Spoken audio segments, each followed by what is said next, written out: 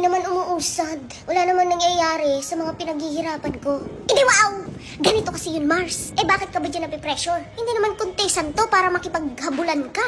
Para ma-worry ka na hindi pa umuusad or nag-work. Malay mo hindi mo pa oras. Masyado kang excited. Sa buhay, paghihirapan mo muna ng bongga bago ka makarating sa tuktok. Walang shortcut, Mars. At hindi ito pa-contest. Take it easy. Take it slowly. Huwag mong isipin ang iba. Kasi nakita mo yung mga videos niya, maraming views. Nakita mo yung page niya, ang bilis niyang makarami ng followers. So ngayon, iniisip mo, bakit ako?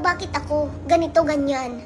Kasi nga, pinagkukumpara mo yung sarili mo sa iba. Just be happy for them kung mabilis silang naka-reach ng 100,000 followers, million followers, because nakatanda na sa kanila yun. Baka ikaw na yung susunod. Kaya be grateful, be thankful, para mas lalo kang paulanan ng biyaya. Malay mo bukas, ikaw na pala yung susunod. We never know. Kaya stop comparing yourself to others kasi hindi siya nakakatulong. Nakaka-stress. Pag ba ikaw ay tumigil, may mangyayari ba? Wala. Kapag ba ikaw ay tumigil, dadami ang followers mo?